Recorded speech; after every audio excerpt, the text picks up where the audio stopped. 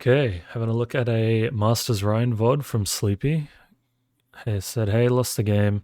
Not sure how to deal with Fire Mercy. Had a hard time closing the distance with their backline. Trying to one-trick Ryan even though my rank is lower than before. I seem to struggle more. Also, I wanted to post an Orisa one, but didn't encounter any. Fair enough. Alright, well, we'll just get straight into it. This comp is good for you, right? This is a really good comp. Obviously, you'd like some more like AoE healing than single target Ana. But it's still really good healing, right?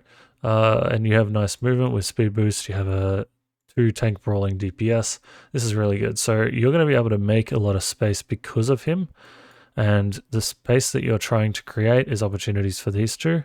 And you're really tank busty, so you don't even really need to worry about going so much on backline, at least in this round. I won't spend too long on this round just because I want to cover the pharmacy because you brought it up. But you're going to find a lot of success by allowing your sim to carry the mid fight and letting her get charged up. When they have a lot of spam and they have pretty, like, these two should be pretty mobile.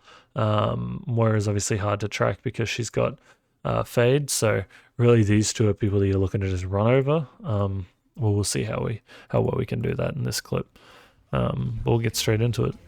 Oh, we have a Moira now. Okay, so not so much speed, but we have a lot of healing too. This is really aggressive. I'm wondering where your team is in relation to you by the time you're in. This sort of with you, but not yet. I'm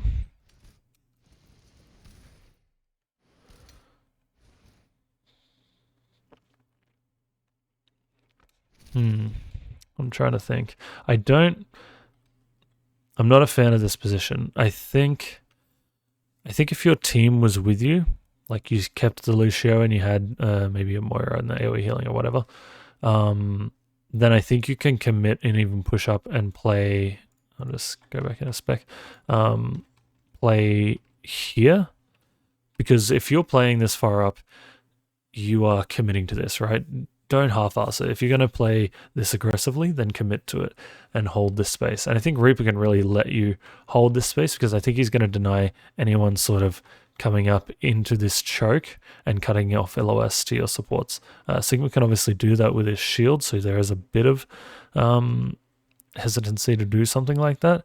But I think then you can control anyone trying to rotate through this way much better by playing on this corner. And you're also trying to limit how far you have to retreat, which might seem crazy when we're thinking the difference between the two positions, being here, being a lot further from back here. But you have to try and understand that by playing these corners instead of this corner, they don't have any of this space. All they have is on this side, and they can't really like press W into this if they've got a poke comp. So this is going to allow you to just sort of kite back this way and then play this L shape, rather than having to kite back out this way, because I think this is already quite a large L shape from where you are compared to playing here. Because I can let it play out in a second, but I think you're not going to be able to hold this position, and to do anything, you're going to get chunked through your armor and shield. We'll just see how quickly it gets burnt, but it can leave you, doing stuff like this can leave you burning too many resources too early. And against poke, it's really important that you understand how to sustain yourself to make sure you can still last later on in the fight. We're trading, yeah, see, like you dropped your shield for 1 second and almost lost your armor threshold, and then your shield is also half for, before that fire strike, like 30% charge. This is a good fire strike that gets you a lot of ult charge. Gets you up to 43 instead of 30, but you could have done it from where you are right now, right? So I think this is the better position. I'm not saying that one is the best position. I think it's a little dicey because you can get cut off a little easy, and your supports won't completely with you. So I think this is the better corner to hold because you can see them push up through here, and then if you see them go this way, then you can meet them at this corner and play this corner. And you can do essentially what you just did from this position as much as you can from that one without demanding so many resources from your team. If you were going to hold this position, I would expect you just to be shielding to let your sim power up. I don't expect it to be a selfish play. I expect it to be a sort of more team mindset play.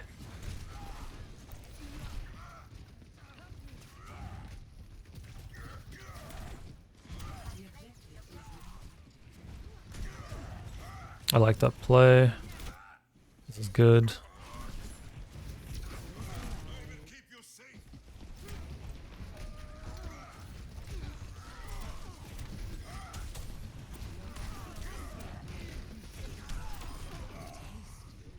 Yeah, I don't have any issues with that. I think that's all good. But what I'm getting at from the first fight is we need to do a little bit more understanding about our L shapes and understanding which positions are important for us to hold, because Ryan lacks a lot of mobility compared to other tanks, so you need to be really forward thinking and proactive in understanding what positions of the map are important for them, or like that are valuable to them, and how can we control them or force them to use a lot of resources to take that space from us, because we do hold a lot of space and we have a lot of sustain through shield and half our HP pool being armor. I'm just careful with this shadow here. You get a lot of the time a mid-fight shadow when abilities have been used to confirm less kills is better than the might come off dice roll 5v5 sort of 5-man shadow, sorry, at the start of a fight, especially when they have you know, Sojourn Mercy Moira.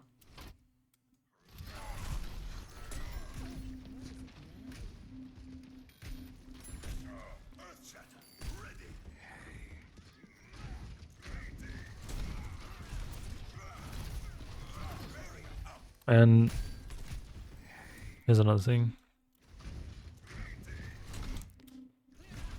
Why do we fire strike here? There is no reason to. We have Shatter. We aren't fire striking even a squishy that may have been low from something we saw, like maybe Sim said she hit an orb or something, or Anna hit a sleep dart, right? Potential to follow up? Unlikely. And the tank is full HP. All you're doing is charging their supports, ultimates, and whatever, you know, Junkrat spam you're currently taking by peeking the window. And then demanding healing from yours. So, like, you know, you give your supports a little bit of ultimate charge, but it's really not worth it considering you get none. And we're still, like, peeking and fire striking. There's another fire strike. That one a little better because he was, like, you know, 150 HP-ish. But still, just important to note.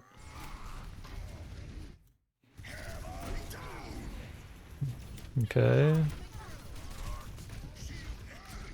Yeah. This is sort of what I mentioned or hinted at before. Obviously, you could have hit a fat shatter just then. Could have hit everyone except Orion because they'd already gone through.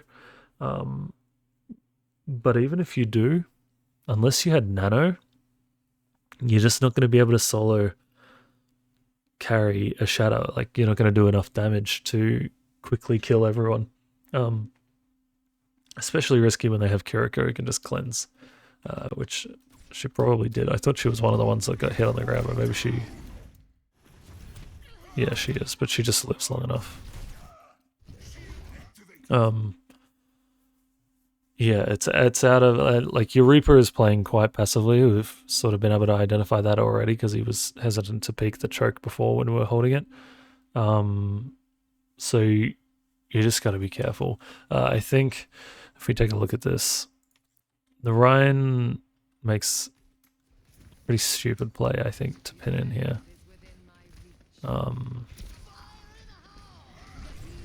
So I think if you're not peeking this and taking unnecessary spam and fire striking for no reason, I think you can just sit on this corner and hold this space and prevent anyone following up on this.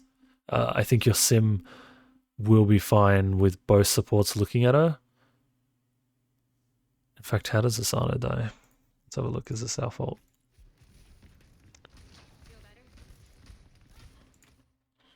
What does she have? 7. She's just going for a dumb play.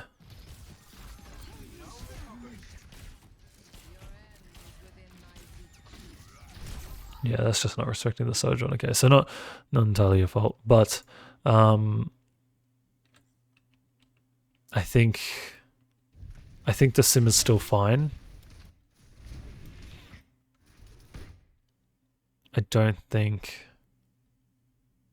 this shadow works. I think you're down right now, and I don't think that this is a play that can turn the fight back into your favor as a Riptide is currently out.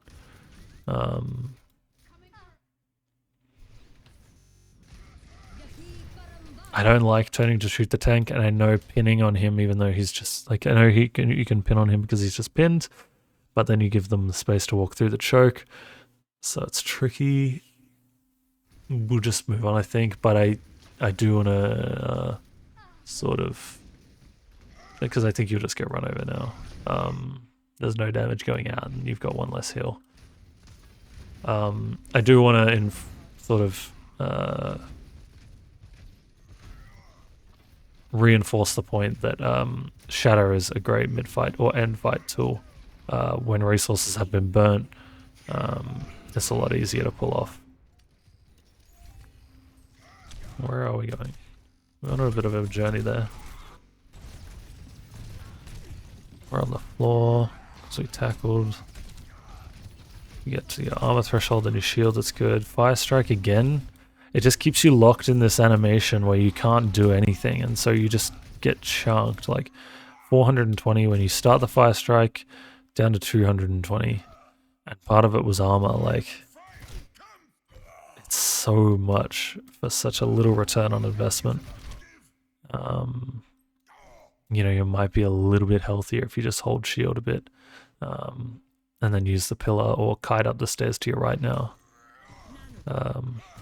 Or you have shield right there to stop the Moira getting spammed out by Junkrat. So I think it's almost a case of do less, because we're a little bit guilty of trying to do too much when we don't need to.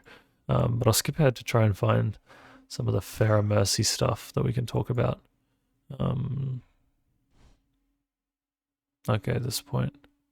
They'll probably play it on Gardens as well, but we're at the start of this round, so this is pretty good timing. Okay, so doing a strat like this implies that you're turtling on point, right? This strat is basically that you're going to lock out this ride, you're going to lock out this point, you're going to secure it, you're going to make it really hard for anyone to actually get in. Pharah is obviously quite powerful on this map because she doesn't have to use this limited space on the ground to be able to find an angle, and she can just really force resources and create pressure through just constant applied damage. But what that means is the second, and this is obviously a bigger sense and you don't always have control over your team, but the second that you cap this point, because you should, ideally, or like hopefully you should be able to cap the point. And then the second you do that, then you need to go win the fight. And if that doesn't involve coordinating with your sim to get a telly from like point out to here and then walking on the Soj or, bullying the Rhine, then you need to do it yourself, in which case you need to start taking space against the Rhine. Because if you turtle on point, if this Sojourn is able to play through here, the Rhine is able to play through here, the Pharmacy are playing around the outsides, it's too many angles, and especially without a hit scan, you're not going to be able to deal with the Pharmacy, so you need to be prioritizing running over these guys. Because the Pharmacy becomes a lot easier to deal with if they're shooting from an angle which you can cover.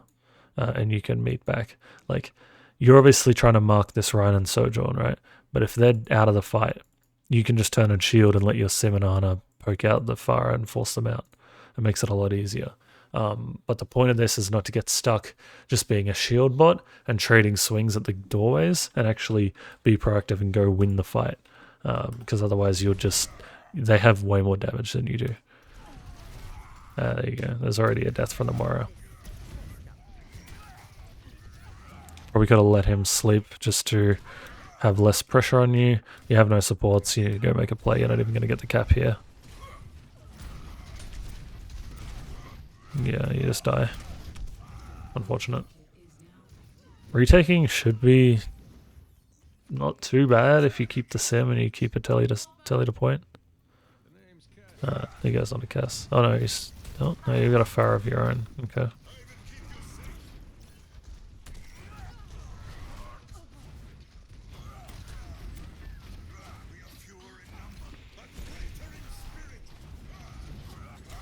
And this is where you need to think about your matchups and teams and spaces that are relevant, right? I didn't even see that they died up here, but I was just going to suggest walking up top, being able to shield off your DPS, let them get some initial poke pressure and force out the Pharah. Then you can walk, you can take space, or rotating around through here and playing under here, because it's really hard for the Pharah to actually find an angle on your backline that's positioned indoors, right? Rotating around to here, forcing their Kiriko and Sojourn to make rotations themselves out these ways. As a tank, you are able to dictate what spaces your team has available to them. And by walking out into this open area and allowing the Pharah to play close to this building and limit the LOS to people only extended past this point, makes it really difficult for your DPS to do anything. The high ground obviously gives them a little bit of utility, so even just rotating up those stairs and then coming out this way can give you options, or likewise, like I said before, coming out this way just gives you a little bit more extra, right? Like the sight lines are better. For any DPS to have sight lines on these two, or like let's just say the Sojourn, they have to play in this position, which is unsafe. And it's hard for you to take space when you're constantly getting spammed out by Pharah and they can't even see her, right? But clearing off this high, they would allow them to do that. Slash playing here would just force people to get uncomfortable, because if you tunnel and you default into constantly playing through main, people have been in this situation before. They know how to react, they know how to position themselves. Sojourn's playing around Lion, Pharah's trying to hug the wall, Kiriko's trying to hug this wall and really control LOS this way, and Ryan's playing his L-shape here, right? So they know these situations, and main is the most default sort of option out of all of them. So you need to start being more versatile in how you sort of take and hold space for your team. Just keep watching. I'm going to push through main again. See, look, the Kree's understanding it, right? He's understanding. And it's good that you're not stacking as well. Like, this can provide opportunities. But he's going to get forced out really quickly because he's going too early, because he's trying to do it all on his own. He gets forced out. The Pharah's walking. We're walking on the Rhine, which is fine. Ryan's dead now, though, so we need to just chill and occupy this res. Just gonna get the res anyway. We get this. So we trade Sojourns for it, though. Where am I? Oh yeah.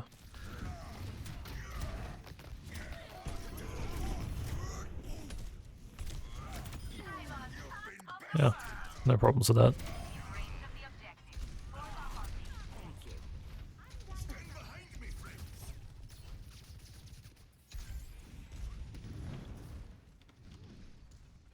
And we'll see. I'll just look for an example of how we hold space against Pharah. What is the bad thing about what we're doing right now? Is that we're making our Ana play in a really bad position, right? It's very easy for them to now put point pressure on us and get multiple people turning focus towards point and away from us. Not do you want to give them all the space in the world, But just playing somewhere like here or on this corner, something like that, rather than so far deep in here, because now this cast is really mispositioned, where he could be forcing a 3v2 in this pharmacy battle.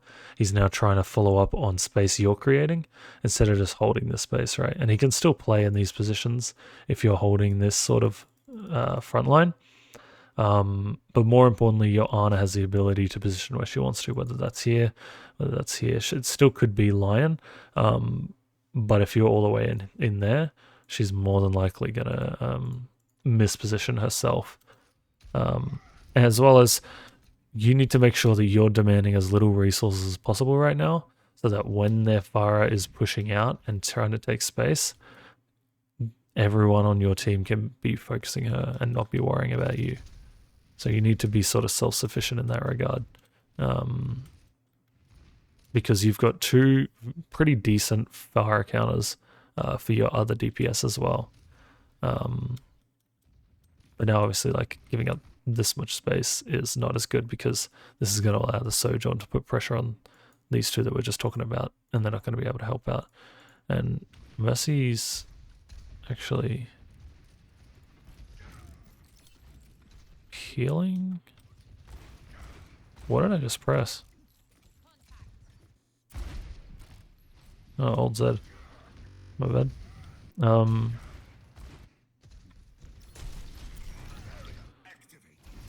Why is the Mercy? What did she do?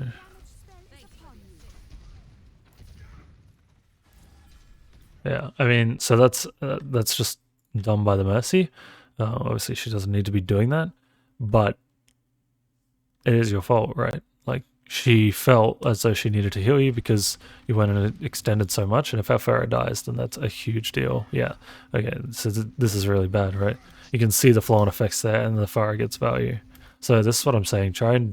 Doing less can actually be doing more a lot of the time, and you need to recognize when you need to go do these things and when it's demanding too much of your team to that they're not being able to like fully limit test their hero. A great example is if you're constantly putting yourself in positions where you need Ana's anti on you to stay alive, that's taking away antis on their Ryan, on their aggressive squishies, right? So yeah, I think that's the main takeaway from both of these things. Understand which spaces you need to control / which you need to take away from theirs, their DPS, as well as just understanding when not to do something, because it's often causing misplays from your teammates or just demanding too many resources for the current situation. But if you have any questions, just let me know. I'm more than happy to explain or go through more. If you want to send in another VOD, just let me know. Hope that answered your questions. If you have any more, just shoot them over, and all the best with your games.